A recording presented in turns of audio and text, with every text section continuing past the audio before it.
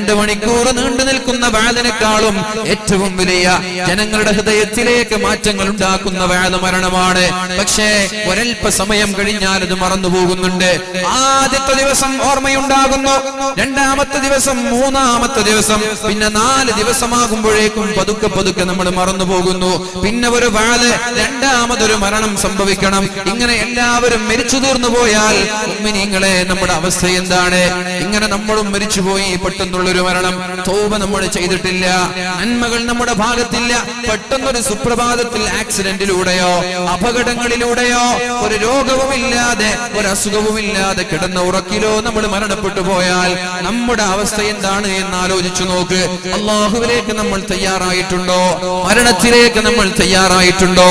നാളെ ഖബറിടത്തിലേക്ക് പോയാൽ അല്ലാഹു നാളെ എന്നോട് ഏത് രീതിയിലാണ് പെരുമാറുക എന്ന് ഓരോ ആളുകളും ആലോചിക്കുന്നത് നല്ലതാണ്. അല്ലാഹു നമ്മൾക്ക് ബോധം നൽകട്ടെ. അതുകൊണ്ട് ഒരു തെറ്റ് വരുമ്പോൾ ഉടനെ തന്നെ തൗബ ചെയ്യാൻ തയ്യാറാവുക. അല്ലാഹു നമ്മുടെ സർവ്വ പാപങ്ങളും പുറത്തു തരട്ടെ. നബി സല്ലല്ലാഹു അലൈഹി വസല്ലമ തങ്ങൾ പറഞ്ഞു, മരണത്തെ ഓർക്കാൻ ഏറ്റവും നല്ലത് ഇടയ്ക്കിടെ സിയാറത്ത് ചെയ്യലാണ്. കാരണം കണ്ണിൽ നിന്ന് കണ്ണുനീർ തുള്ളികൾ വരാൻ മരണം കാരണമാകും, സിയാറത്തുകൾ കാരണമാകും. തന്റെ പ്രിയതമയുടെ, തന്നെ സ്നേഹിച്ച തന്റെ പിതാവിന്റെ, തന്റെ മാതാവിന്റെ ഖബറിടത്തിലേക്ക് പോയി ഒന്ന് ആരാരുമില്ലാതെ ആ മാതാവിനെ കുറിച്ച് ഓർത്തുപോയാൽ ആരുടെ കണ്ണുകളാണ് നിറയാത്തത്? ആരുടെ ഹൃദയമാണ് വിതുമ്പാത്തത്? ആരാണ് പൊട്ടിക്കരയാത്തത്? ജീവിതത്തിൽ തന്നെ സ്നേഹിച്ച് തനിക്ക് വേണ്ടി ത്യാഗം ചെയ്ത തന്റെ മാതാവ് ഖബറിടത്തിൽ കിടക്കുമ്പോ ആരാരുമില്ലാതെ ഒരു നിസ്കാരം കഴിഞ്ഞ് ആ ഖബറിടത്തിന്റെ അടുത്ത് പോയി എന്റെ മാതാവിന്റെ പേരിൽ ഒരു ഫാത്തിഹ ഓതുമ്പോ ആരാണ് ആ മാതാവിന്റെ പഴയകാല അനുഭവങ്ങൾ, പഴയകാല ചരിത്രങ്ങൾ ഓർക്കുമ്പോൾ കണ്ണിൽ നിന്ന് കണ്ണുനീർ തുള്ളികൾ ധാരധാരയായി ഒഴുകാത്തതാരാണ്? ആ കരച്ചിൽ മതി അവിടെ കിടക്കുന്ന ഉമ്മയുടെ ഖബറിടം മാറാൻ. മക്കളുടെ കരച്ചിൽ മതി, മക്കളുടെ പ്രാർത്ഥന മതി. അതാണ് അല്ലാഹുവിന്റെ ഹബീബ് സല്ലല്ലാഹു അലൈഹി വസല്ലമ തങ്ങൾ പറഞ്ഞത്. നിങ്ങൾ വഫാത്താകുന്ന സമയത്ത്, നിങ്ങൾ മരിക്കുന്ന സമയത്ത് നിങ്ങളുടെ മക്കളെ എല്ലാം സ്വാലിഹീങ്ങളാക്കി മരിക്കണമെന്ന് പറയാനുള്ള കാരണം അതാണ്. സ്വാലിഹീങ്ങളായ മക്കൾക്ക് ഇതെന്റെ ഉമ്മയാണെന്ന് പറഞ്ഞ് ഉമ്മയുടെ ഖബറിടത്തിലേക്കൊന്ന് വന്ന് ദുആ ചെയ്യാനുള്ള സന്മനസ്സുണ്ടാവുള്ളൂ. ആ സ്വാലിഹീങ്ങളായ മക്കള് ഒന്ന് മനമുരുകിയാൽ, ഒന്ന് കരഞ്ഞുപോയാൽ, ഹൃദയമൊന്ന് വിതുമ്പിപ്പോയാൽ, ഖൽബൊന്ന് ഇടർച്ചയുണ്ടായാൽ അല്ലാഹുവിന് പിന്നെ ലജ്ജയാണ്, അല്ലാഹുവിന് നാണമാണ്. അല്ലാഹു തആല ഇവരുടെ പ്രാർത്ഥനകൾക്ക് ഉത്തരം നൽകാതെ ഇവരുടെ ദുആഇനെ തിരസ്കരിക്കാൻ അല്ലാഹുവിന് കഴിയില്ല. കാരണം അല്ലാഹുവിന് നാണമാണ്. ആ മാതാവിന്റെ ഖബറിടത്തിൽ പോയി വിതുമ്പുന്ന മക്കളുടെ പ്രാർത്ഥന അല്ലാഹു സ്വീകരിച്ചില്ലെങ്കിൽ പിന്നെ ആരുടെ പ്രാർത്ഥനയാണ് മുഅ്മിനീങ്ങളെ അല്ലാഹു സ്വീകരിക്കുന്നത്? അതുകൊണ്ട് നമ്മൾ ഇടയ്ക്കിടെ മരണപ്പെട്ടു പോയ ആളുകൾ മഖബറകൾ, മസാറുകൾ സന്ദർശിച്ചു കൊണ്ടേയിരിക്കണം. അത് മരണത്തെ ഓർക്കാൻ നല്ലതാണെന്ന് ഷഫീഉനാ റസൂലുള്ളാഹ് സല്ലല്ലാഹു അലൈഹി വസല്ലം മഹാനായ അബൂ ദർദാ റളിയല്ലാഹു അൻഹു നമ്മോട് പറയുന്നുണ്ട്, മൻ അക്സറ മിൻ ദിക്രിൽ മൗത്ത്, ആരാണോ നിരന്തരമായി മരണത്തെ ഓർത്തുകൊണ്ടിരിക്കുന്നത്, ഞാൻ മരിക്കുമെന്നുള്ള ചിന്ത നമ്മൾക്കുണ്ടാവണം. രാവിലെ എണീറ്റാൽ വൈകുന്നേരം വരെ ഞാൻ ജീവിച്ചിരിക്കുമെന്ന് ഒരാളും ഉറപ്പിക്കാൻ പാടില്ല. രാവിലെ ഉണരുന്നത് തന്നെ അൽഹംദുലില്ലാഹില്ലദീ അഹ്യാനി ബഅദമാ അമാതനി വഇലൈഹിൻ നുശൂർ. അല്ലാഹുവേ, ഒരു മരണത്തിൽ നിന്ന് ഞാൻ ഇതാ ജനിച്ചിരിക്കുകയാണ്, ഒരു മരണത്തിൽ നിന്ന് ഞാൻ ഇതാ പുനർജീവിച്ചിരിക്കുകയാണ്. നീയാണ് എന്നെ പുനർജീവിപ്പിച്ചത്, നിനക്കാണ് സർവസ്തുതിയും. ഇനി വൈകുന്നേരത്തിനും മുമ്പേ ഞാൻ മരിക്കാൻ സാധ്യതയുണ്ടല്ലോ. മഗ്രിബായാൽ അല്ലാഹുവേ നാളെ സുബഹി വരെ ഞാൻ ജീവിച്ചിരിക്കുമെന്നുറപ്പില്ല.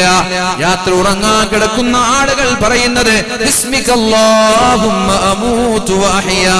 ഉറങ്ങുമ്പോഴും ഓർക്കുന്നത് മരണത്തെയാണ്, എണീക്കുമ്പോഴും ഓർക്കുന്നത് മരണത്തെയാണ്. ഈ ദിക്റുകൾ ചെല്ലാത്തത് കൊണ്ട്, അല്ലെങ്കിൽ ചെല്ലുന്ന ആളുകൾക്ക് അർത്ഥമറിയാത്തത് കൊണ്ടാണ് മരണത്തെ നമ്മൾക്ക് ഓർമ്മ വരാത്തത്. ചെറുപ്പക്കാരാ, പാറി നടക്കുന്ന സമയമാണിത്, ചോരത്തിളപ്പുള്ള സമയമാണിത്, ആരെയും ചോദ്യം ചെയ്യാനുള്ള തന്റെ ഇടവും ധിക്കാരവും തോന്നുന്ന സമയമാണിത്. ഏത് തോന്നിവാസങ്ങളും ചെയ്യാൻ മടിയില്ലാത്ത കാലമാണിത്. പ്രണയിക്കാൻ മടിയില്ല, വ്യഭിചരിക്കാൻ മടിയില്ല, കഞ്ചാവിൻ നിന്റെയും മയക്കുമരുന്നിന്റെയും അടിമയാവാനും മടിയില്ല, ആരെയും പേടിയില്ല. മാതാപിതാക്കൾ പറഞ്ഞാൽ അനുസരിക്കില്ല, ഉസ്താദുമാര് പറഞ്ഞാൽ അനുസരിക്കില്ല. ഉസ്താദ് എന്തിനാ അത് പറയുന്നത് എന്ന് ചോദിക്കുന്ന രീതിയിൽ കേരളക്കാരെ നമ്മൾ മാറാൻ പാടില്ല. ആന്ധ്രാപ്രദേശിലെ ഒരു പള്ളിയിൽ ഒരു ഉസ്താദ് കള്ളുകുടിയന്മാർക്കെതിരെ പ്രഭാഷണം നടത്തിയപ്പോഴാണ് കള്ളുകുടിയന്മാര് വന്ന് ജുമാ കഴിഞ്ഞ ഉടനെ പ്രശ്നമുണ്ടാക്കിയത്. അയാളോട് ആരാ പ്രഭാഷണം നടത്താൻ പറഞ്ഞത്? കള്ളിനെതിരെ പ്രഭാഷണം നടത്താൻ അയാൾ ആരാ എന്ന് ചോദിക്കുന്നത് ആന്ധ്രാപ്രദേശിലുള്ള വിവരമില്ലാത്ത മദ്രസയുടെ വരാന്ത പോലും കാണാത്ത വിവരമില്ലാത്ത ആളുകളാണെങ്കിൽ എന്റെ പ്രിയപ്പെട്ട മുഅ്മിനീങ്ങളെ, കേരളക്കര എന്ന് പറയുന്നത് സാക്ഷരത കേരളമെന്നും പ്രബുദ്ധ കേരളമെന്നും പൊങ്ങച്ചം നടിക്കുന്ന നമ്മള്, അതേപോലെ മദ്രസയിൽ 10ാം ക്ലാസ് വരെ പോയ നമ്മള് എന്തിനാണ് ഉസ്താദ് അത് പറഞ്ഞത് എന്ന് ചോദ്യം ചെയ്യാൻ നിങ്ങൾക്ക് അവകാശമില്ല. ഉസ്താദുമാരല്ലാതെ പിന്നെ ആരാ ഇത് പറയേണ്ടത്? പള്ളിയുടെ മിമ്പറിൽ കയറി വെള്ളിയാഴ്ച ദിവസം ഉസ്താദുമാരല്ലാതെ പിന്നെ ആരാ നിങ്ങളോട് പറയേണ്ടത്? ആരാ നിങ്ങളോട് കൽപ്പിക്കേണ്ടത്? നിങ്ങൾ 4 ആളുകൾ കൂടി ഒരു 10,000 രൂപ സാലറി കൊടുക്കുന്നു എന്ന് പറഞ്ഞ് നിങ്ങൾക്കെതിരെ ശബ്ദിക്കാതിരിക്കാൻ നിങ്ങൾ ആരാണ് മുഅ്മിനീങ്ങളെ? നിങ്ങൾ ആരാണ് ചെറുപ്പക്കാരാ? നിങ്ങളുടെ ശമ്പളം വാങ്ങിച്ചു, അതുകൊണ്ട് നിങ്ങൾക്ക് അനുകൂലമായി സംസാരിക്കണമെന്ന് പറയാൻ നിങ്ങൾക്ക് എന്ത് അർഹതയാണുള്ളത്? എന്നാൽ നിങ്ങൾ കയറിക്കോറോ മിമ്പറിൽ, നാട്ടുകാർ നിങ്ങൾക്ക് ഇഷ്ടപ്പെട്ട വിഷയം എഴുതി തന്നെ അത് വായിക്കാൻ ഖതീബുമാരെ, അത് വായിക്കാൻ ഉസ്താദുമാരെ കിട്ടൂല എന്ന് വളരെ സ്നേഹത്തോടെ എന്റെ പ്രിയപ്പെട്ട നാട്ടുകാരോട് പറയാൻ ഞാൻ ആഗ്രഹിക്കുകയാണ്. നിങ്ങൾ ആഗ്രഹിക്കുന്നത് പറയാനല്ല ഖതീബിന്റെ പണി, നിങ്ങൾ ഇഷ്ടപ്പെടുന്നത് പറയലല്ല ഖതീബിന്റെ പണി. ഇവിടെയുള്ള തോന്നിവാസങ്ങൾക്കെതിരെ, ഇവിടെയുള്ള താന്തോന്നിത്തരങ്ങൾക്കെതിരെ ഇവിടെയുള്ള കുറച്ച് വയസ്സന്മാരുണ്ട്. തറവാട് വല്ലാത്ത ഹൃദയത്തെ അപമാനവും അഭിമാനവുമാണെന്ന് തോന്നുന്ന, ഞാൻ തറവാട്ടുകാരനാണ്, എന്റെ കയ്യിൽ ക്യാഷ് ഉണ്ട് എന്ന ചിന്താഗതിക്കാരുള്ള വിവരമില്ലാത്ത കിണറ്റിലെ തവളകളായ കുറച്ച് വയസ്സന്മാർ എല്ലാ മഹല്ലുകളിലുമുണ്ട്. അവർക്ക് എന്താ പണി? അവർക്ക് ഇങ്ങനെ ചോദ്യം ചെയ്യലാണ്. അവർക്ക് ഉസ്താദുമാര് വലിയ വണ്ടിയിൽ പോകുന്നത് കാണാൻ ഇഷ്ടമല്ല, അവർക്ക് ഉസ്താദുമാര് ബിസിനസ് നടത്തുന്നത് കാണാൻ ഇഷ്ടമല്ല. അവരെന്താ പറയുക? അവർ വിചാരിക്കുന്നത് എന്നും ഉസ്താദുമാര് ഇവരെ പോലെയുള്ള തറവാട്ടുകാരുടെ കാൽക്കൽ വീണ് അവർ പറയുന്നത് കേൾക്കണമെന്നുള്ള അഹംഭാവമുള്ള കുറച്ച് രക്ഷിതാക്കൾ ഓരോ മഹല്ലിലുമുണ്ട്. കേട്ടോളൂ, നിങ്ങൾ എഴുതി തരുന്നത് വായിക്കാനല്ല ഖതീബുമാര് മിമ്പറിൽ കയറുന്നത് എന്ന് സാന്ദർഭികമായി ഉണർത്താൻ ഞാൻ ആഗ്രഹിക്കുകയാണ്. അപ്പോൾ എന്റെ പ്രിയപ്പെട്ട ചെറുപ്പക്കാരെ, ഉസ്താദുമാര് പറഞ്ഞാലും നിങ്ങൾ കേൾക്കൂല, മാതാപിതാക്കൾ പറഞ്ഞാലും കേൾക്കൂല, പിന്നെ ആരാ നിങ്ങളോട് പറയേണ്ടത്? തങ്ങന്മാര് പറഞ്ഞാലും കേൾക്കൂല, രാഷ്ട്രീയ നേതാക്കന്മാര് പറഞ്ഞാലും കേൾക്കൂല, സംഘടനാ നേതാക്കന്മാര് പറഞ്ഞാലും കേൾക്കൂല. പിന്നെ അല്ലാഹു ആകാശ ലോകത്ത് നിന്ന് ഇറങ്ങി വരണമെന്നാണോ നിങ്ങൾ പറയുന്നത്? അല്ലാഹു ആകാശ ലോകത്ത് നിന്ന് ഇറങ്ങി വരണമെന്നാണോ പറയുന്നത്? അല്ലാഹു പറഞ്ഞ ഒരു ഹദീസുണ്ട്, റസൂലുള്ളാഹി സ്വല്ലല്ലാഹു അലൈഹി വസല്ലമ തങ്ങൾ പറഞ്ഞൊരു ഹദീസുണ്ട്, ഇന്ന ഹാദിഹിൽ ഖുലൂബ, ഓരോ മനുഷ്യന്റെ ഹൃദയവും ഇരുമ്പുകൾക്ക് വെള്ളം ചേരുന്ന സമയങ്ങളിൽ ഇരുമ്പ് തുരുമ്പ് പിടിക്കുന്നത് പോലെ ഓരോ ആളുകളുടെ ഹൃദയവും തുരുമ്പ് പിടിച്ചു പോകുമെന്ന് ശഫീഉനാ റസൂലുള്ളാഹ്. നിങ്ങളൊക്കെ ഇരുമ്പ് കണ്ടവരാ അല്ലെ? ഇരുമ്പ് കാണാത്ത ആളുകൾ ആരുണ്ടാവില്ല. ആ ഇരുമ്പുകൾ വെള്ളം കൊണ്ടാൽ പുറത്തു വെച്ചാൽ തുരുമ്പ് പിടിക്കും. ആ തുരുമ്പ് പിടിച്ച ഇരുമ്പുകളെ നമ്മൾ മെറ്റൽ പേപ്പറുകൾ കൊണ്ട് അതിനെ ശുദ്ധിയാക്കിയില്ലെങ്കിൽ, വർഷങ്ങളോളം അതിനെ നമ്മൾ ഒഴിവാക്കി വിട്ടാൽ അത് പിന്നെ കുമ്പായി, ഓട്ടയായി, കേടായി, അതിങ്ങനെ പൊടിപൊടിയായി നിലത്തു അല്ലേ? അങ്ങനല്ലേ?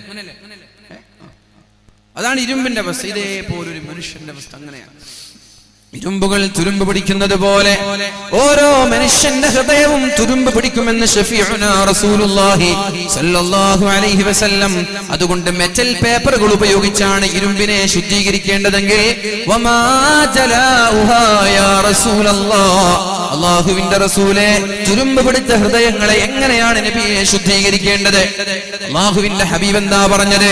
നിങ്ങൾ മരണത്തെ ഓർക്കണം, നിങ്ങൾ മരണത്തെ ഓർക്കണം, അല്ലാഹുവിനെ ഓർക്കണം.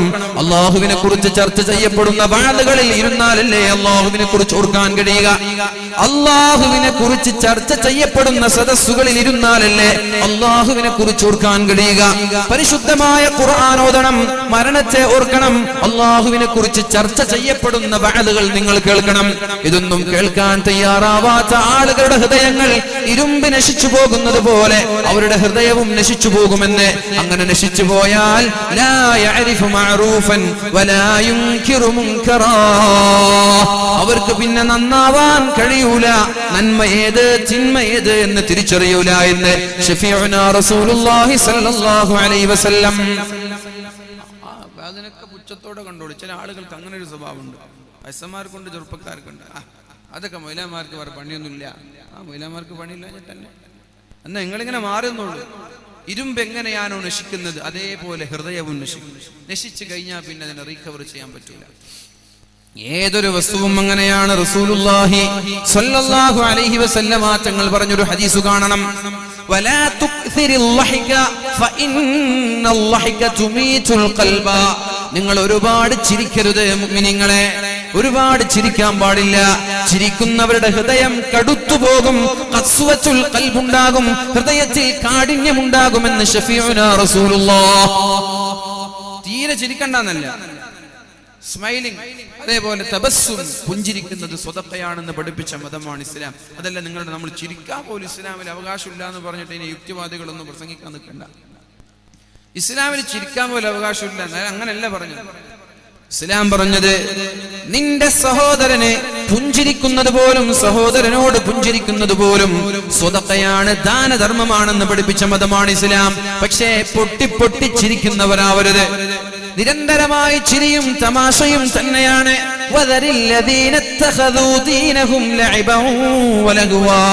നബിയേ, ജീവിതം കളിയും ചിരിയും തമാശകളും മാത്രമാക്കി മാറ്റിയ ഒരു വിഭാഗം ആളുകളുണ്ട്. അവരെ വിട്ടേക്ക് നബിയേ, അവരെ ഞാൻ നോക്കിക്കോളാം. അല്ലാഹുവാണ് പറഞ്ഞത്, അവരെ വിട്ടേക്ക്. അവരുടെ പിന്നാലെ കൂടേണ്ട ആരെ കുറിച്ചാ പറയുന്നത്?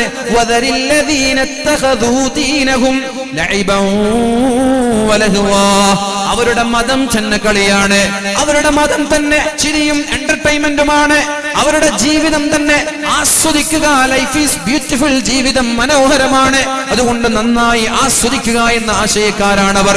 അവർക്ക് ദീനീ ബോധമില്ല, അവർക്ക് മസ്ജിദ് എന്തെന്നറിയില്ല, പള്ളി നിസ്കാരം വഅദ് ദിക്ർ സ്വലാത്ത് അവർക്കറിയില്ല.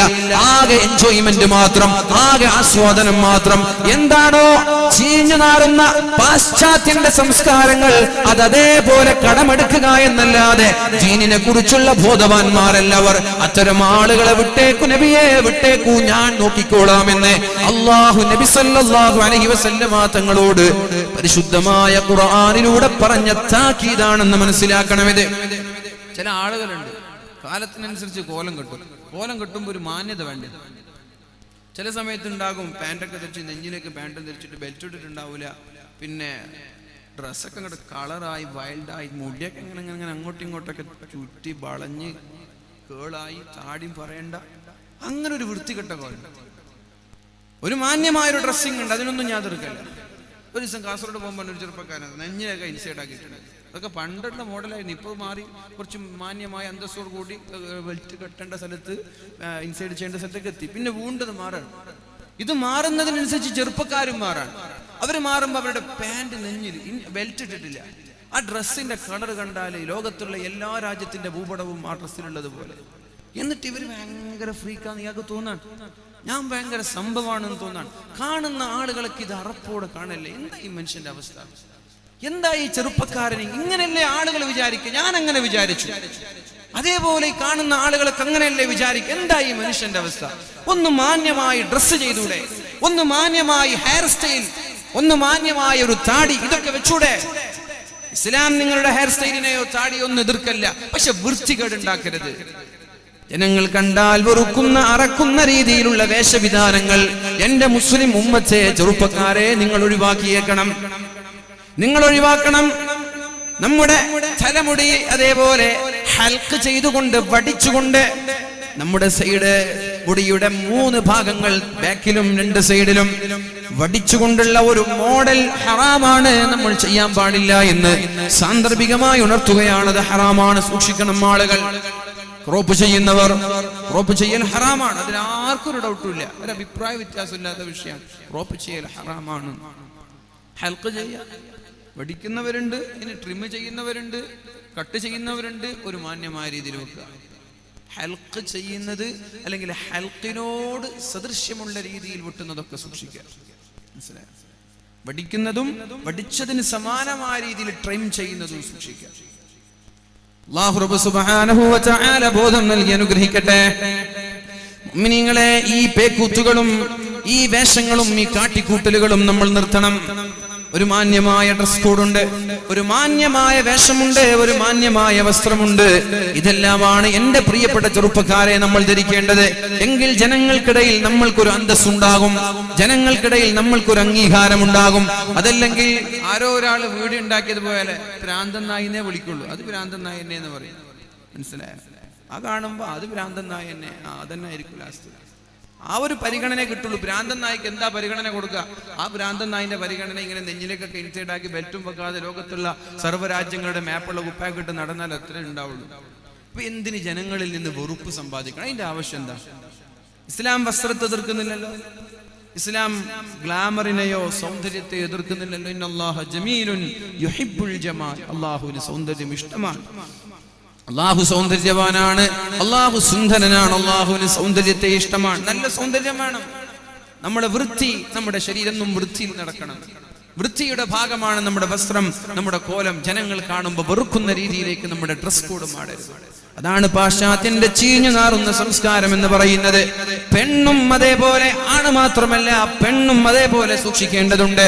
പെണ്ണിന്റെ വേഷവിധാനം, ആണിന്റെ വേഷവിധാനം, മോഡലുകൾ മാറുന്നതിനനുസരിച്ച് മാറുമ്പോൾ ഇതെനിക്ക് പാടുണ്ടോ പാടില്ലേ ഒന്ന് ചിന്തിക്കാൻ തയ്യാറാവണം. ഇന്ന് ഞാൻ പെൺകുട്ടികളെ പറയുന്നില്ല, അവർക്ക് വസ്ത്രം വാങ്ങിച്ചു കൊടുക്കുന്ന രക്ഷിതാക്കളെയാണ് പറയുന്നത്. രക്ഷിതാക്കളെ, നിങ്ങളാണ് നിങ്ങളുടെ മക്കൾക്ക് വസ്ത്രം വാങ്ങിച്ചു കൊടുക്കുന്നത്. നിങ്ങളുടെ പെൺകുട്ടികൾക്ക് വസ്ത്രം വാങ്ങിച്ചു കൊടുക്കുന്നത് നിങ്ങളാണ്.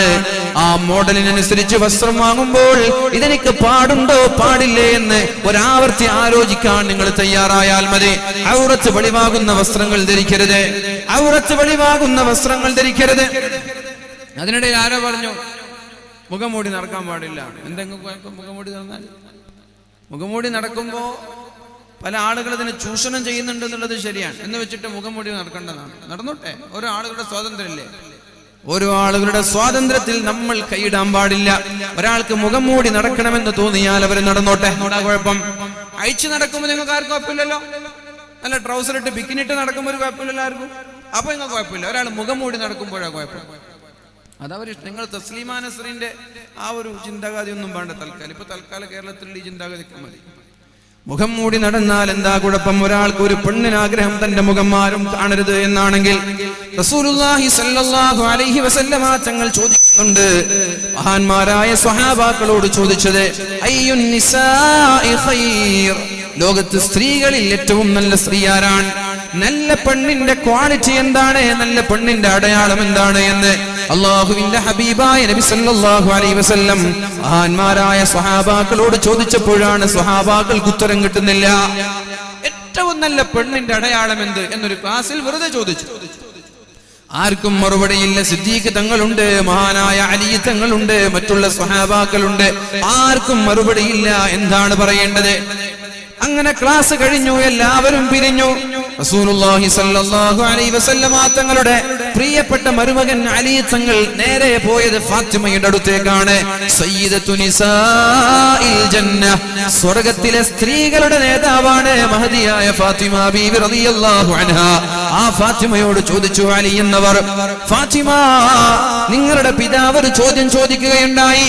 അയ്യുൻ നിസാഇ ഖൈർ, ഏറ്റവും നല്ല പെണ്ണേതാണ് എന്ന് ചോദിക്കുകയുണ്ടായി. അപ്പോൾ മഹദിയായ ഫാത്തിമ ബീവി റളിയല്ലാഹു അൻഹാ പറഞ്ഞത്, അല്ലാ യറൈന الرجال വലാ യറാഹുന്ന الرجال, ഏറ്റവും നല്ല പെണ്ണിന്റെ അടയാളം എന്ന് പറയുന്നത് അല്ലാ യറൈന الرجال, അവൾ അന്യ പുരുഷന്മാരെ കാണാൻ പാടില്ല, അവൾ അന്യ പുരുഷന്മാരെ നോക്കാൻ പാടില്ല. വലാ യറാഹുന്ന الرجال, അന്യ പുരുഷന്മാർക്ക് ഇവളെ കാണാനുള്ള അവസരം ഇവള് കൊടുക്കാനും പാടില്ല. ഇതാണ് ഒരു നല്ല പെണ്ണിന്റെ അടയാളമെന്ന് ഷഫീഉനാ റസൂലുള്ളാഹി സ്വല്ലല്ലാഹു അലൈഹി വസല്ലം അപ്പൊ മഹദിയായ ഫാത്തിമ ബീവി റളിയല്ലാഹു അൻഹ പഠിപ്പിച്ചതുപോലെ തന്നെ അന്യ പുരുഷന്മാര് കാണരുത് എന്ന ചിന്തയോടെ മുഖം മറച്ചു നടക്കുന്ന പെണ്ണിനോട് ദയവ് ചെയ്തെന്റെ നാട്ടുകാരെ, നിങ്ങൾ മുഖം വെളിവാക്കാൻ പറയരുത്. താല്പര്യമുള്ളവർ അങ്ങനെ നടന്നോട്ടെ. അങ്ങനെ ചൂഷണം ചെയ്യുന്ന ആളുകളുണ്ട്. ചൂഷണം ചെയ്യരുത്. അഥവാ മുഖം മറച്ചുകൊണ്ട്, കൈ മറച്ചുകൊണ്ട് അന്യ പുരുഷന്മാരുടെ കൂടെ ബൈക്കിലൂടെ കടന്നു പോകുന്നവരുണ്ട്, ബൈക്കിലൂടെ കറങ്ങുന്നവരുണ്ട്, ക്ലാസ് കട്ട് ചെയ്യുന്നവരുണ്ട്, അവിഹിത ബന്ധങ്ങൾ സ്ഥാപിക്കുന്നവരുണ്ട്.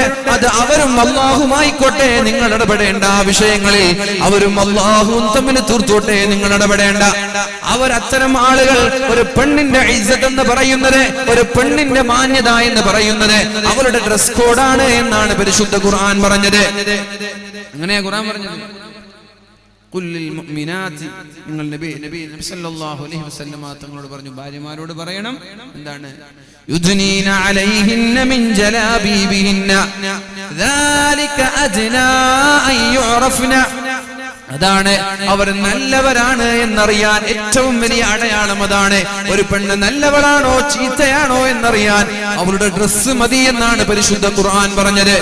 ഒരു പെണ്ണ് നല്ലവളാണോ ചീത്തയാണോ എന്ന് തീരുമാനിക്കുന്നത് അവളുടെ വസ്ത്രമാണ് എന്നാണ് പരിശുദ്ധ ഖുർആൻ പറഞ്ഞത്. അതുകൊണ്ട് നമ്മൾ ആരും അവരുടെ സ്വാതന്ത്ര്യത്തിൽ ഇടപെടേണ്ട. ഇസ്ലാം ദീനിന്റെ വിധി വിലക്കുകൾ പറയാം, അവരത് ചെയ്യട്ടെ. ചെയ്യാൻ താല്പര്യമില്ലാത്ത മതം വിട്ട പെണ്ണുങ്ങളുണ്ട്, മതം വിട്ട ടീച്ചർമാരുണ്ട്, യുക്തിവാദത്തിലേക്ക് പോയ പല പെൺകുട്ടികളുമുണ്ട്. അവർക്ക് അവരുടെ മതമാണ്, അവരെന്തും ചെയ്തോട്ടെ, നമ്മൾ ഇടപെടുന്നില്ല. 1947 മുതൽ ഓരോ ആളുകൾക്ക് അവരിഷ്ടപ്പെടുന്ന മതം സ്വീകരിക്കാൻ, അവരിഷ്ടപ്പെടുന്ന വസ്ത്രം ധരിക്കാനുള്ള സ്വാതന്ത്ര്യം ഇന്ത്യ രാജ്യത്ത് ലഭിച്ചതുകൊണ്ട് ഏതെങ്കിലും ഒരു പെണ്ണ് ഏതെങ്കിലും ഒരു ചെറുപ്പക്കാരന്റെ കൂടെ ഒളിച്ചോടുമ്പോൾ നിങ്ങൾ ആരും പ്രശ്നമാക്കാൻ പോകേണ്ട. അവന്റെ മതം ഏതുമായിക്കോട്ടെ, അവന്റെ സംഘടന ഏതുമായിക്കോട്ടെ, അവന്റെ പാർട്ടി ഏതുമായിക്കോട്ടെ, ഫാസിസ്റ്റുകാരനായിക്കോട്ടെ, RSSകാരനായിക്കോട്ടെ, സംഘപരിവാറുകാരനായിക്കോട്ടെ, ഒളിച്ചോടി പോകുന്ന പെണ്ണിന്റെ ആ ചർച്ചകൾ ഫേസ്ബുക്കിലൂടെ വാട്സപ്പിലൂടെ ഷെയർ ചെയ്യുന്നത് നിർത്തിയേക്കണം എന്റെ പ്രിയപ്പെട്ട സഹോദരങ്ങളെ. പോകുന്നവർ പോകട്ടെ, അതിൽ നിങ്ങൾ വ്യാകുലപ്പെടേണ്ട. സ്വാഭാവികമായി ഒരാളുടെ ഈമാൻ നഷ്ടപ്പെടുമ്പോ ഈമാനുള്ള ആളുകൾക്ക് വേദനിക്കുന്നത് ശരി തന്നെയാണ്. പക്ഷേ അത് സോഷ്യൽ മീഡിയയിലിട്ട് അലക്കാൻ പാടില്ല എന്ന് തന്നെയാണ് പരിശുദ്ധ ഇസ്ലാം നമ്മോട് പഠിപ്പിക്കുന്നത്. പോകുന്നവർ പോകട്ടെ, വരുന്നവർ വരട്ടെ. നൂറുകണക്കിന് ആയിഷമാരും നൂറുകണക്കിന് ജസ്ലമാരും മതം വിട്ടു പോകുമ്പോൾ ആയിരക്കണക്കിന് ഹാദിയമാരിങ്ങോട്ട് വരുന്നുണ്ടോ എന്നത് നിങ്ങൾ അറിയുന്നുണ്ടോ? ആയിരക്കണക്കിന് ഹാദിയമാരിങ്ങോട്ട് കടന്നു വരുന്നുണ്ട്, ആയിരക്കണക്കിന് ആതിരമാരിങ്ങോട്ട് കടന്നു വരുന്നുണ്ട്. അതൊന്നും ഇവിടെ കൊട്ടിഘോഷിക്കപ്പെടാറില്ല. അതുകൊണ്ടൊരു 100 പോയ ആളുകളുടെ അടയാളങ്ങളൊക്കെ ഇന്ന് സോഷ്യൽ മീഡിയയിൽ നമ്മൾ കണ്ടുകൊണ്ടിരിക്കുകയാണ്. മതം വിട്ട പെണ്ണിന്റെ നിലവാരം ഫേസ്ബുക്കിൽ നമ്മൾ ഇന്ന് തുറന്നാൽ അറിയാം. എന്താ ആ മതം വിട്ട പെണ്ണിന്റെ നിലവാരം എന്നുള്ളത് സോഷ്യൽ മീഡിയയിൽ ഇന്ന് ചർച്ചയാണ്. അവരുടെ യോഗ്യത എന്ത് എന്നുള്ളത്, അവരുടെ സംസ്കാരം എന്നുള്ളത്. ഇത്തരം സംസ്കാരശൂന്യരായ ആളുകൾ പോയാലെന്ത്, പോയില്ലെങ്കിൽ എന്ത്? നമ്മുടെ ഇസ്ലാമിന് വല്ല കുഴപ്പവുമുണ്ടോ? ഇസ്ലാമിന് വല്ല നഷ്ടവുമുണ്ടോ? അതുകൊണ്ട് ഇത്തരം വിഷയങ്ങൾ പറഞ്ഞ് ദയവ് ചെയ്ത് സോഷ്യൽ മീഡിയയിലുള്ള തർക്കങ്ങൾ ഒഴിവാക്കണമെന്ന് സാന്ദർഭികമായി ഞാൻ ഉണർത്തുകയാണ്. അല്ലാഹു നമ്മൾക്ക് ബോധം നൽകട്ടെ. അതുകൊണ്ട് മുഅ്മിനീങ്ങളെ, രാവിലെ ഉറങ്ങുന്നത് തന്നെ, രാവിലെ എണീക്കുന്നത്, രാത്രി ഉറങ്ങുന്നത് മരണത്തെക്കുറിച്ച് ഓർത്തുകൊണ്ടാണ്. ബിസ്മിക്കല്ലാഹുമ്മ അമൂതു വഅഹ്യാ. അല്ലാഹുവേ ഞാൻ മരിക്കുന്നു എന്ന് പറഞ്ഞിട്ടാണ് ഒരാൾ ഉറങ്ങുന്നത്. മരിക്കുന്നു എന്ന് പറഞ്ഞിട്ടാ ഉറങ്ങുന്നത്. ഉറങ്ങുന്നു എന്ന് പറഞ്ഞിട്ടല്ല, മരിക്കുന്നു. അത് മരണം. ഉറക്കുക എന്നുള്ളത് മരണമാണ്. രാവിലെ ഉണരുന്നതോ അൽഹംദുലില്ലാഹില്ലദീ അഹ്യാനി ബഅദമാ അമാതനി വഇലൈഹിൻ നുശൂർ. എന്റെ ഉറക്കിൽ നിന്ന് എന്നെ ഉണർത്തിയ തമ്പുരാനെ നിനക്ക് സർവസ്തുതിയും എന്നല്ല പറയുന്നത്. എന്നെ മരണത്തിൽ നിന്ന് പുനർജീവിപ്പിച്ച റബ്ബേ നിനക്ക് സർവസ്തുതിയും എന്നാണ് പറയുന്നത്. അല്ലാഹുവേ ഇന്നലെ രാത്രി ഉറങ്ങിയ എന്നെ രണ്ടാമത് എണീപ്പിച്ച റബ്ബേ നിനക്ക് സർവസ്തുതിയും എന്നല്ല പറയുന്നത്. പിന്നെ പറയുന്നതോ എന്നെ മരണത്തിൽ നിന്ന് പുനർജീവിപ്പിച്ച റബ്ബേ നിനക്കാണ് സർവസ്തുതിയും എന്ന് പറഞ്ഞാൽ ഉറങ്ങുമ്പോഴും മരണത്തെ ഓർത്തുകൊണ്ടാണ് ഉറങ്ങുന്നത്. രാവിലെ ഉണരുന്നതും മരണത്തെ ഓർത്തുകൊണ്ടാണ്. അങ്ങനെ മരണത്തെ ഓർക്കുന്ന ആളുകൾക്ക് ഖല്ല ഹസദുഹു വഖല്ല ഫറഹുഹു, അസൂയയുണ്ടാവില്ല എന്ന് ശഫീഉനാ റസൂൽ മഹാനായ അബൂ ദർദാ റളിയല്ലാഹു അൻഹു. ഖല്ല ഫറഹുഹു വഖല്ല ഹസദുഹു. അസൂയ ഉണ്ടാവില്ല. അസൂയ ഇല്ലെങ്കിൽ സ്വർഗ്ഗത്തിൽ, അസൂയില്ലാത്തവരൊക്കെ സ്വർഗ്ഗത്തിലാണ്. അതാണ് അല്ലാഹുവിന്റെ ഹബീബായ നബി സല്ലല്ലാഹു അലൈഹി വസല്ലം സ്വർഗ്ഗക്കാരനായ ഒരു സ്വഹാബിയെ മഹാന്മാരായ സ്വഹാബാക്കൾക്ക് കാണിച്ചു കൊടുത്തപ്പോ സ്വഹാബാക്കൾ കാരണം അന്വേഷിച്ചു, എന്തുകൊണ്ടാണ് ഇയാൾ സ്വർഗ്ഗത്തിലെത്തിയത്. അവർക്ക് മനസ്സിലാക്കാൻ കഴിഞ്ഞത് ഇദ്ദേഹത്തിന് ആരോടും അസൂയയില്ല എന്നാണ്. ഉറങ്ങുമ്പോഴേക്കും ആരോടും ചൊടിയില്ലാതെ, ആരോടും പകയില്ലാതെ, അസൂയയില്ലാതെയാണ് ഞാൻ ഇന്ന് വരെ ജീവിച്ചത്. എല്ലാവരോടും സ്നേഹം മാത്രമേ എനിക്കുള്ളൂ, ആരോടും വെറുപ്പില്ല, ആരോടും പ്രതികാരമില്ല. ഇതാണ് ഞാൻ സ്വർഗത്തിലെത്താൻ കാരണമെന്ന് അൻസ്വാരിയായ സ്വഹാബി മറ്റുള്ള സ്വഹാബാക്കളോട് പറഞ്ഞു കൊടുക്കുമ്പോൾ മരണത്തെ ഓർക്കുന്ന ഒരാൾക്ക് അസൂയയുണ്ടാവില്ല. അസൂയയില്ലാത്തവൻ നേരെ പോകുന്നത് സ്വർഗത്തിലേക്കാണ്. അല്ലാഹു റബ്ബ് സുബ്ഹാനഹു വ തആല സ്വർഗത്തിലേക്കുള്ള വഴി എളുപ്പമാക്കി തരട്ടെ. മുഅ്മിനീങ്ങളെ, പലരും പല സ്റ്റൈലിലാണ് മരിക്കുന്നത്. നമ്മൾക്ക് അൽഹംദുലില്ലാഹ് അല്ലാഹുവിന്റെ തൗഫീഖ് കൊണ്ട് ഈമാൻ സലാമത്തായി മരിക്കാൻ കഴിയണം. യുസബ്ബിതുല്ലാഹുൽ ലദീന ആമനൂ ബിൽ ഖൗലി ത്സാബിതി ഫിൽ ഹയാത്തി ദുനിയാ വ ഫിൽ ആഖിറ. ജീവിക്കുന്ന കാലത്ത് നമ്മുടെ ഈമാൻ നഷ്ടപ്പെടാൻ പാടില്ല, മരിച്ചു കഴിഞ്ഞാലും നമ്മൾ പ്രതിസന്ധിയിലാവാൻ പാടില്ല. അതുകൊണ്ടാണ് അല്ലാഹുവിന്റെ ഹബീബായ നബി തങ്ങൾ ഒരു ദുആ പഠിപ്പിച്ചു തന്നത്. എന്താണ് ആ ദുആ? മനുഷ്യന്റെ ഹൃദയം എന്ന് പറയുന്നത് അള്ളാഹുവിന്റെ 2 വിരലിലാണുള്ളത്. ഒരു മനുഷ്യന്റെ ഹൃദയം എന്ന് പറയുന്നത് അള്ളാഹുവിന്റെ 2 വിരലിലാണ്. അള്ളാഹു ഉദ്ദേശിച്ചാൽ അയാളെ നന്നാക്കും, അള്ളാഹു ഉദ്ദേശിച്ചാൽ ഒരാളെ മോശമാക്കുമെന്ന് ശഫീഉനാ റസൂലുള്ളാഹി സ്വല്ലല്ലാഹു അലൈഹി വസല്ലം നിരന്തരമായി തിന്മയിലേക്കും നന്മയിലേക്കും നമ്മുടെ ഹൃദയം ചാഞ്ചാടുമെന്നാ പറഞ്ഞത്. അതുകൊണ്ട് നിങ്ങൾ നിരന്തരമായി ദുആ ചെയ്യണം. യാ മുഖല്ലിബൽ ഖുലൂബ് സബ്ബിത് ഖൽബി അലാ ദീനിക്.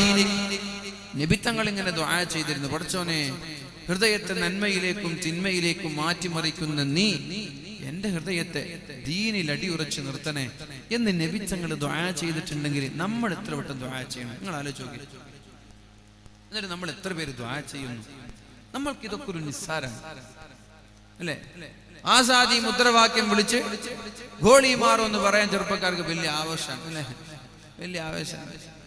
ഹം ഇധർ ഹി മറേംഗെ തും കുച്ച് ഭീ കർ ലോ അങ്ങനെയൊക്കെ പറഞ്ഞ് വലിയ ആവേശത്തോട് കെട്ടും കൊട്ടി പോകും അല്ലെ? പിന്നെന്താണ്? ഇല്ല നിങ്ങൾക്കാവില്ല എന്നൊക്കെ പറഞ്ഞിട്ട് വല്ലാത്ത ഡയലോഗാണ്. ഈ ഇല്ല നിങ്ങൾക്കാവില്ല എന്ന് പറഞ്ഞ് നടക്കുന്ന ആ ആവേശം ഒന്ന് തഹജ്ജുദ് നിസ്കരിക്കാൻ എണീറ്റിട്ട് പടച്ചോനെ നിന്നിലേക്ക് ഞങ്ങൾ വരമേൽപ്പിക്കുകയാണ്. ഇവിടെ നടക്കുന്ന ഏത് പ്രതിസന്ധിയും നീ അറിയാതെ സംഭവിക്കൂല. അള്ളാഹു പറഞ്ഞത് അങ്ങനെയാണ്. എന്ത് പ്രതിസന്ധിയും അള്ളാഹു അറിയാതെ ഇവിടെ നടക്കുന്നില്ല. അള്ളാഹുവാണ് തീരുമാനിക്കുന്നത്. നീ വിചാരിച്ചാൽ ഈ ഒരു പ്രതിസന്ധിയെ ഉയർത്താൻ വളരെ എളുപ്പമാണ്. അതുകൊണ്ട് പടച്ചോനെ ഈ ഒരു പ്രതിസന്ധി നമ്മൾക്ക് എളുപ്പമാക്കി അനുകൂലമാക്കി തരണേ എന്ന് ദുആ ചെയ്യാൻ ചെറുപ്പക്കാരെ കിട്ടൂല. അതിന് പകരം അങ്ങോട്ട് സിന്ദാവ ആസാദിയും വിളിച്ചിങ്ങനെ നടക്കും. നടന്നോ? അത് വേണ്ടാന്ന് ഞാൻ പറയുന്നില്ല, അതൊന്നും വേണ്ടാന്നല്ല ഞാൻ പറയുന്നത്. പക്ഷെ അതിന്റെ കൂടെ ദുആവും ഉണ്ടാവും. ദുആ ഇല്ലാതെ അല്ലാഹുവിലേക്ക് മടങ്ങാതെ ഒരു ആസാദി മുദ്രാവാക്യം കൊണ്ടും ഒരാളും രക്ഷപ്പെടുമെന്ന് വിചാരിക്കണ്ട. പ്രാർത്ഥനയില്ലാതെ അല്ലാഹുവിലേക്ക് മടങ്ങാതെ ഒരാളും രക്ഷപ്പെടുമെന്ന് വിചാരിക്കണ്ട. ആദം നബി അലൈഹിസ്സലാമിനെ സ്വർഗ്ഗത്തിൽ നിന്ന് ഭൂമിയിലേക്ക് പറഞ്ഞയച്ചതിന്റെ പേരിൽ 300 വർഷമാണ് അല്ലാഹുവിനോട് ദുആ ചെയ്തത്. 300 വർഷമാണ് ദുആ ചെയ്തത്. മഹാനായ നൂഹ് നബി അലൈഹിസ്സലാം ചെറിയൊരു വിഷയം വന്നപ്പോൾ ഉടനെ തന്നെ അല്ലാഹുവിലേക്ക് തൗബ ചെയ്ത് മടങ്ങിയിട്ടുണ്ട്. മഹാനായ അയ്യൂബ് നബി അലൈഹിസ്സലാം ചെറിയൊരു ശാരീരികമായ അസ്വസ്ഥതകൾ വന്നപ്പോൾ അല്ലാഹുവിനോട് ദുആ ചെയ്ത് മടങ്ങിയിട്ടുണ്ട്. റബ്ബി ഇന്നി, അല്ലാഹുവേ എനിക്ക് ചെറിയൊരു പ്രയാസം വന്നിട്ടുണ്ട്, മസ്സനിയല്ലുറു, എനിക്കൊരു പ്രയാസം വന്നിട്ടുണ്ട് എന്ന് പറഞ്ഞ് മഹാനായ ഇബ്രാഹിം നബി അലൈഹിസ്സലാമും അല്ലാഹുവിലേക്ക് ദുആ ചെയ്ത് മടങ്ങി. യൂനുസ് നബി അലൈഹിസ്സലാം മത്സ്യത്തിന്റെ വയറ്റിലെത്തിയപ്പോൾ അവിടെ പോയി അല്ലാഹുവിനോട് നിരന്തരമായി ദുആ ചെയ്തതാണ്. ഇബ്രാഹിം നബി അലൈഹിസ്സലാം തീകുണ്ടാരത്തിലേക്ക് വലിച്ചെറിഞ്ഞപ്പോൾ അല്ലാഹുവിനോട് ദുആ ചെയ്തതാണ്. മൂസാ നബി അലൈഹിസ്സലാം ഫിർഔനിന്റെ ശർറ് സഹിക്കാൻ കഴിയാതിരുന്നപ്പോൾ അല്ലാഹുവിനോട് ദുആ ചെയ്തതാണ്. സ്വാലിഹ് നബിയും അങ്ങനെ തന്നെയാണ്, ഹൂദ് നബിയും അങ്ങനെ തന്നെയാണ്. ലോകം കണ്ട പ്രവാചകന്മാരിൽ പരിശുദ്ധമായ ഖുർആനിൽ പരാമർശിക്കപ്പെട്ട എല്ലാ പ്രവാചകന്മാരും അല്ലാഹുവിനോട് ദുആ ചെയ്ത് വാങ്ങിച്ചതാണ് വിജയം. അതല്ലാതെ സമരം കൊണ്ടല്ല, ആസാദി മുദ്രാവാക്യം കൊണ്ടല്ല, അള്ളാഹുവിനോട് ദുആ ചെയ്ത് വാങ്ങിച്ചതാണ് മുഅ്മിനീങ്ങളെ. അള്ളാഹുവിന്റെ ഹബീബായ റസൂലുള്ളാഹി സ്വല്ലല്ലാഹു അലൈഹി വസല്ലം എങ്ങനെയാണ് ബദർ യുദ്ധത്തിൽ വിജയിച്ചതെന്നറിയോ? എല്ലാവരും കിടന്നുറങ്ങുന്ന സമയത്ത് സുജൂദിൽ നിന്ന് തല ഉയർത്താതെ അള്ളാഹുവിനോട് ദുആ ചെയ്തതെന്താ? അല്ലാഹുമ്മ ഇൻ തുഹ്ലിക ഹാദിഹിൽ ഇസാബ, അല്ലാഹുമ്മ ഇൻ തുഹ്ലിക ഹാദിഹിൽ ഇസാബ, അല്ലാഹുവേ ഈ ഒരു സംഘത്തെ നീ നശിപ്പിച്ചാൽ, അല്ലെങ്കിൽ അല്ലാഹുവേ ഈ സംഘം നശിപ്പിക്കപ്പെട്ടാൽ, ഇൻ തുഹ്ലിക ഹാദിഹിൽ ഇസാബ, ഈ സംഘമെങ്ങാനും നശിച്ചു പോയാൽ, ഫലൻ തുഅബദ ഫിൽ അർളി അബദാ, നിന്നെ ആരാധിക്കാൻ ഇവിടെ ഒരാളും ഉണ്ടാവൂല റബ്ബേ. ആരാ നിനക്ക് വേണ്ടി സുജൂദ് ചെയ്യുന്നത്? ആരാ നിന്റെ പേര് ലാ ഇലാഹ ഇല്ലല്ലാഹ് എന്ന് ആരാണ് റബ്ബേ ഇവിടെ ഉച്ചരിക്കുന്നത്? അതുകൊണ്ട് എന്റെ സമുദായത്തെ നീ നശിപ്പിക്കല്ലേ എന്ന് സുജൂദിൽ കടന്ന് ദുആ ചെയ്തതിന്റെ ഭാഗമായിട്ടാണ് അല്ലാഹു തആല റസൂലുള്ളാഹി സ്വല്ലല്ലാഹു അലൈഹി വസല്ലം തങ്ങൾക്ക് വിജയം നൽകിയത്. എന്നിട്ട് നമ്മൾ വിചാരിച്ചെന്താ, 4 സിന്ദാബാദ് വിളിച്ചാൽ ഒക്കെ ശരിയാവുന്നല്ലേ? അങ്ങനെയാണ് ധാരണ. അങ്ങനെ സിന്ദാബാദ് വിളിച്ചു, അങ്ങനെ ഭയങ്കര ആവേശത്തോടു കൂടി സിന്ദാബാദൊക്കെ വിളിച്ചിട്ട് രാത്രി വന്നിട്ട് നല്ലൊരു ഫുട്ബോൾ ടൂർണമെന്റ്, മാഷാ അല്ലാഹ് റാഹത്തായി.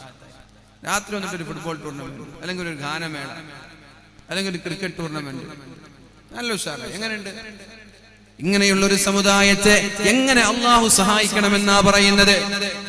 ആളുകളൊക്കെ ഭീതിയോടെ വീട് നഷ്ടപ്പെടുമോ, സ്ഥലം നഷ്ടപ്പെടുമോ എന്ന ഭയത്തോടെ പേടിയോടെ ഇരിക്കുമ്പോഴാണ് നമ്മുടെ മുസ്ലിം പെൺകുട്ടികൾ ഇങ്ങനെ ഏതെങ്കിലും നമ്മുടെ നാട്ടിലുള്ള സർക്കസുകളിൽ പോയി മ്യൂസിക്കുകൾ കേൾക്കുമ്പോൾ നൃത്തം ചെയ്യുന്നത്, മ്യൂസിക് എക്സിബിഷനിൽ പോയി നിരന്തരമായി ആടുന്നത്. ആര്? നല്ല മുസ്ലിം പെൺകുട്ടികൾ. ഉടുപ്പ് വേണം, ലജ്ജ വേണം, മാനം വേണം. ഇതൊന്നുമില്ലെങ്കിൽ ഇതൊക്കെയുള്ളവർ കുളിച്ച കുളത്തിലെങ്കിലും ഒരു തവണ കുളിക്കണം. എന്റെ പ്രിയപ്പെട്ട സഹോദരിമാരെ, ചെറുപ്പക്കാരികളെ, നിങ്ങളോടാ പറയുന്നത്. നിങ്ങൾ എവിടെ ഉണ്ടോ എന്ന് എനിക്കറിയില്ല, ഒരുപക്ഷെ ഉണ്ടാവാം. ഉള്ളിപ്പാടിയിൽ നടന്ന മ്യൂസിക് എക്സിബിഷനിൽ നൃത്തം ചെയ്ത മുസ്ലിം പെൺകുട്ടികൾ എവിടെ ഉണ്ടാകാം. എന്തുകൊണ്ട്? നൃത്തം ചെയ്യുന്നത് ഏത് സാഹചര്യത്തിലാണെന്ന് നോക്കണ്ടേ നിങ്ങൾ? തലയാട്ടി നിങ്ങളുടെ ശരീരം ഇളക്കി നിങ്ങൾ ആടിപ്പാടുമ്പോ ഈ തലയാട്ടാൻ നാളെ തലയുണ്ടാകുമോ എന്ന് നിങ്ങൾ ആലോചിച്ചിട്ടുണ്ടോ? പെൺകുട്ടികൾ അങ്ങനെ ചെയ്യുമ്പോൾ ചെറുപ്പക്കാർ ചെയ്തത് ഗംഭീരമായി പല സ്ഥലങ്ങളിലും ടൂർണമെന്റുകൾ സംഘടിപ്പിക്കുക. ടൂർണമെന്റുകളിൽ വിജയിച്ചാൽ തോറ്റ ടീമിനെതിരെ എന്തെങ്കിലും അക്രമങ്ങൾ അഴിച്ചുവിടുക. ഇതല്ലേ നമ്മുടെ നാട്ടിൽ നടന്നുകൊണ്ടിരിക്കുന്നത്? പരസ്പരം പോരടിക്കുക. എന്തിനാണ് നിങ്ങൾ റോഡിലേക്ക് പോയത്? എന്തിനാണ് നിങ്ങൾ സമരത്തിനിറങ്ങിയത്? ആ സമരം കഴിഞ്ഞ് ആർക്കെതിരെയാണ് നിങ്ങൾ സമരം വിളിക്കുന്നത്? ഫാസിസ്റ്റുകൾക്കെതിരെയാണ് നിങ്ങൾ സമരം വിളിക്കുന്നത്. 2000 ആളുകളെ ഡൽഹിയുടെ തെരുവീതിയിലേക്ക്, പെട്ടെന്ന് ഡൽഹിയുടെ തെരുവീതിയിലേക്ക് 2000 ആളുകളെയാണ് ഇറക്കിവിട്ടത്. എന്തിന്? പോലീസുകാരുടെ, പട്ടാളക്കാരുടെ നേതൃത്വത്തിൽ ലോഡ് കണക്കിന് കല്ലുകൾ കൊണ്ടുവന്നിട്ട് പോലീസുകാർ പറയാണ് എറിയടാ, എറി, മുസ്ലിമീങ്ങൾക്കെതിരെ എറിയാൻ. ആരായി വാർത്ത പുറത്തുവിട്ടത്? BBC ന്യൂസ് ആണ് ഈ വാർത്ത പുറത്തുവിട്ടത്. എന്നിട്ടോ 2000 അല്ല 14000 ഫോൺ കോളുകളാണ് പോലീസ് സ്റ്റേഷനിലേക്ക് പോയത്. ഡൽഹിയിൽ നിന്ന് 14000 ഫോൺ കോളുകളാണ് പോയത്. ഈ 14000 ഫോൺ കോളുകളിൽ മാന്യമായൊരു പോലീസ് പോലും പ്രതിജ്ഞപ്പോ, മുസ്ലിം ഉമ്മമാരുടെ ഗർഭത്തേക്ക് ചവിട്ടി തേച്ചപ്പോ, മുസ്ലിം ഉമ്മമാരെ ജീവനോടെ കരിച്ചു കൊന്നപ്പോ, 85 പ്രായമുള്ള ഒരു പാവപ്പെട്ട ഉമ്മയെ വരെ കണ്ണിൽ ചോരയില്ലാതെ ജീവനോടെ കരിച്ചു കൊന്നപ്പോ, 7 മാസം പ്രായമുള്ള പിഞ്ചു കുഞ്ഞിനോട് ഓമനത്വം പോലും തോന്നാതെ നിഷ്ഠൂരമായി വധിച്ചപ്പോ, എന്റെ പ്രിയപ്പെട്ട കേരളക്കരയിലുള്ള ചെറുപ്പക്കാരെ, നിങ്ങൾ ഫുട്ബോൾ ടൂർണമെന്റ് വെച്ച് ആഘോഷിക്കുന്ന സമയമല്ലേ? ഇങ്ങനൊരവസ്ഥ നമ്മുടെ നാട്ടിലേക്ക് വന്നാൽ എന്ത് ചെയ്യാൻ കഴിയും നിങ്ങൾക്ക്? നിങ്ങൾ ആലോചിച്ചിട്ടുണ്ടോ? പെട്ടെന്നൊരു 2000 ആളുകളെ ഇറക്കുന്നു നിങ്ങളുടെ നാട്ടിലേക്ക്, ഒരു കലാപമുണ്ടാക്കുന്നു. പോലീസുകാരെല്ലാം കലാപകാരികളുടെ കൂടെയാണ്, പോലീസുകാരെല്ലാം അക്രമകാരികളുടെ കൂടെയാണ്. എന്തു ചെയ്യാൻ നിങ്ങൾക്ക് കഴിയും?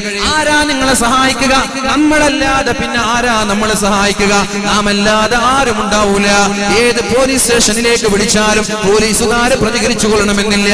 അതുകൊണ്ട് മുഅ്മിനീങ്ങളെ, പരസ്പരം പോരടിക്കുന്നത് കുടുംബത്തിന്റെ പേരിൽ, സ്വത്തിന്റെ പേരിൽ, അഭിമാനത്തിന്റെ പേരിൽ, രാഷ്ട്രീയത്തിന്റെ പേരിൽ, സംഘടനയുടെ പേരിൽ പരസ്പരം പോരടിക്കുന്നത് നിർത്തിയിട്ട് സ്നേഹത്തോടെ ജീവിക്കാൻ ഒന്ന് ശ്രമിച്ചു നോക്ക്. സംഘടിതമായി ജീവിക്കാൻ ശ്രമിച്ചു നോക്ക്. അല്ലാഹുവിന്റെ ഹബീബിന്റെ പ്രിയപ്പെട്ട ഖലീഫയായ മഹാനായ ഉമർ ഇബ്നുൽ ഖത്താബ് റളിയല്ലാഹു അൻഹു പറഞ്ഞത് എന്താണ്? ഓ ജനങ്ങളെ, അയ്യുഹന്നാസ്, ഓ ജനങ്ങളെ, ഓ ജനങ്ങളെ, നിങ്ങൾ എന്ത് ചെയ്യണം? അലൈക്കും ബിൽ ജമാഅ, സംഘടിതരായി നിൽക്കണമെന്നാ പറഞ്ഞത്, സംഘശക്തിയായി നിൽക്കണമെന്നാ പറഞ്ഞത്. ടൂർണമെന്റുകൾ വെച്ച് പരസ്പരം പടക്കം പൊട്ടിക്കാനും ബോംബെറിയാനും കൊട്ടേഷൻ നൽകാനുമല്ല, പരസ്പരം പോരടിക്കാനല്ല. ഉറൂസിന്റെ പേരിൽ കലാപങ്ങളും കലഹങ്ങളും നടക്കാറില്ലേ? ടൂർണമെന്റുകളുടെ പേരിൽ നടക്കാറില്ലേ? എന്തിനാണ് പൊന്നാര മുഅ്മിനീങ്ങളെ നാട് തമ്മിൽ വ്യത്യാസങ്ങളുണ്ടോ? അന്ന് ഓരോ രാജ്യങ്ങൾക്കിടയിൽ ബൗണ്ടറി വരച്ചപ്പോ നമ്മുടെ നാടുകൾക്കിടയിലും ഓരോ ബൗണ്ടറി ഉണ്ടായി, ഓരോ രേഖയുണ്ടായി. പരസ്പരം നാട്ടുകാര് പോരടിക്കുക, രണ്ട് നാട്ടുകാര് പോരടിക്കുക, കുടുംബക്കാര് പോരടിക്കുക. ഈ പോരടിക്കലൊക്കെ എപ്പോഴാണ് ചെറുപ്പക്കാരാ നമ്മൾക്ക് നിർത്താൻ കഴിയുക? ഇതുപോലെ പോലീസുകാരുടെ സന്നാഹത്തോടുകൂടെ, പട്ടാളക്കാരുടെ സഹായത്തോടുകൂടെ നമ്മളൊക്കെ ഇവിടെ കേരളത്തിലൊന്നും സംഭവിക്കൂല എന്ന് പറയുന്നെങ്കിലും, നമ്മളെല്ലാം സേഫാണെന്ന് പറയുന്നെങ്കിലും, ഈ കേരളക്കരയിലേക്ക് ഇതുപോലെ ഒരു ആസൂത്രണ കലാപം ഉണ്ടായാൽ, പെട്ടെന്നൊരു സുപ്രഭാതത്തിൽ ആയിരക്കണക്കിന് ആളുകൾ വന്ന് ആക്രമിക്കാൻ നിന്നാൽ എന്ത് ചെയ്യാൻ കഴിയുമെന്ന് നിങ്ങൾ എപ്പോഴെങ്കിലും ആലോചിച്ചു നോക്കിയിട്ടുണ്ടോ? ഒന്നും ചെയ്യാൻ കഴിയില്ല, പെടഞ്ഞു മരിക്കുക തന്നെ. അതില്ലാതിരിക്കാനാണ് ഞാൻ പറഞ്ഞത്, ഒന്നിച്ചു നിൽക്കാൻ തയ്യാറാവ്. അലൈക്കും ബിൽ ജമാഅ, ഒന്നിച്ചു നിൽക്കൂ. വഇയ്യാകും വൽ ഫിർഖ, നിങ്ങൾ ഒരു കാരണവശാലും ഭിന്നിച്ചു പോകരുത്. എന്നിട്ട് അല്ലാഹുവിന്റെ ഹബീബിന്റെ പ്രിയപ്പെട്ട ഖലീഫയായ ഉമർ ഇബ്നുൽ ഖത്താബ് റളിയല്ലാഹു അൻഹു പറഞ്ഞത്, നിങ്ങൾക്ക് നാളെ സ്വർഗത്തിലെ സ്വർഗത്തിന്റെ ഉന്നതമായ സ്ഥാനം നിങ്ങൾ ആഗ്രഹിക്കുന്നുവെങ്കിൽ എപ്പോഴും നല്ല ഐക്യത്തോടെ നിൽക്കണമെന്ന് മഹാനായ അമീറുൽ മുഅ്മിനീൻ ഉമർ ഇബ്നുൽ ഖത്താബ്. പോരടിക്കുന്നത് നിർത്താൻ സമയമായി, അടിപിടി കൂടുന്നത് നിർത്താൻ സമയമായി. സ്വത്ത് തർക്കത്തിന്റെ പേരിൽ, രാഷ്ട്രീയ പ്രശ്നത്തിന്റെ പേരിലൊക്കെ വെറുതെ അനാവശ്യമായ തർക്കങ്ങളൊക്കെ മാറ്റിവെക്കൂ മുഅ്മിനീങ്ങളെ. ഒന്ന് അല്ലാഹുവിലേക്ക് മടങ്ങാനുള്ള സമയമാണ്. അങ്ങനെ അല്ലാഹുവിലേക്ക് മടങ്ങി എല്ലാവരും നല്ല സ്നേഹത്തോടെ, അസൂയയില്ലാതെ, വെറുപ്പില്ലാതെ, വൈരാഗ്യമില്ലാതെ, പകയില്ലാതെ, നീണ്ടു നിൽക്കുന്ന നാവിനെ കൺട്രോൾ ചെയ്യാതെ, നമ്മുടെ അലക്ഷ്യമായി വാക്കുകൾ സൂക്ഷിക്കാതെ, നിരന്തരമായി സംസാരിക്കുന്ന ഈ നാവിനെ സൂക്ഷിക്കാതെ ഒരാളും നാളെ രക്ഷപ്പെടുമെന്ന് വിചാരിക്കണ്ട. നിങ്ങൾ പള്ളിയിൽ പോയി ഖിയാമത്ത് നാൾ വരെ സുജൂദിൽ കിടന്നാലും, പള്ളിയിൽ പോയി സുജൂദിൽ കിടക്കാറുണ്ട് ചില വയസ്സന്മാർ, തസ്ബീഹ് മാല കയ്യിൽ പിടിക്കാറുണ്ട് ചില ആളുകൾ, ജമാഅത്തിന് കൃത്യമായി പള്ളിയിലേക്ക് വരാറുണ്ട്. നാവിന്റെ വലുപ്പം പാമ്പിനെക്കാളും വലുപ്പം. എന്തിനാ നിങ്ങളൊക്കെ പള്ളിക്ക് പോകുന്നത്? എന്തിനാ നിങ്ങളൊക്കെ നിസ്കരിക്കുന്നത്? മുസ്ലിമീങ്ങളാണ്, പക്ഷേ ഹൃദയത്തിലേക്ക് ഇസ്ലാം കയറിയിട്ടില്ല. മുസ്ലിമീങ്ങളാണ്, പക്ഷേ ഹൃദയത്തിലേക്ക് ഇസ്ലാം കയറാത്തവർ, ഒന്ന് പുഞ്ചിരിക്കാൻ മടിയുള്ളവർ.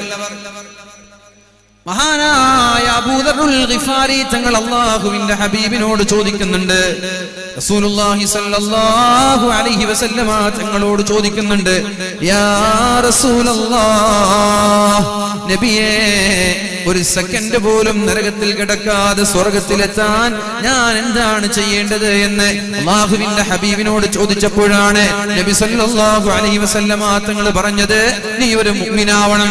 മുഅ്മിനാവാനാ പറഞ്ഞത്, നീ ഒരു മുഅ്മിനാവണം.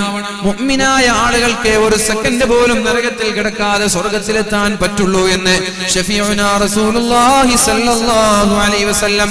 എന്താ മുഅ്മിൻ എന്ന് പറഞ്ഞാൽ? എന്താ മുഅ്മിൻ എന്ന് പറഞ്ഞാൽ? എന്താ ഈമാൻ എന്ന് പറഞ്ഞാൽ?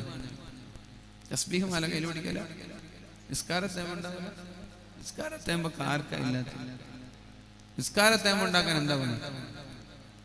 നിസ്കാരത്തെ ഉണ്ടാവലല്ല, തസ്ബീഹ് മാല കയ്യിൽ പിടിക്കലല്ല ഈമാനിന്റെ അടയാളം. റസൂലുള്ളാഹി സ്വല്ലല്ലാഹു അലൈഹി വസല്ലമ തങ്ങൾ പറഞ്ഞത്, ഈമാനിന്റെ അടയാളം എന്ന് പറയുന്നത്, ഒരു മുഅ്മിൻ എന്ന് പറയുന്നത് മറ്റുള്ള ആളുകളോട് മാന്യമായി പെരുമാറുന്നവരാണ്. അയൽവാസികളോട് മാന്യമായി പെരുമാറണം, കുടുംബക്കാരോട് മാന്യമായി പെരുമാറണം, നാട്ടുകാരോട് മാന്യമായി പെരുമാറണം, എല്ലാവരോടും മാന്യമായി പെരുമാറുന്നവരാണ്. ജീവിതത്തിൽ മറ്റൊരാളെ വെറുപ്പിക്കാതെ ജീവിക്കുന്നവനാണ് മുഅ്മിൻ. ജീവിതത്തിൽ മറ്റൊരാളെ വെറുപ്പിക്കാത്തവനാണ് മുഅ്മിൻ. മുസ്ലിം എന്ന് പറഞ്ഞാൽ എന്താ?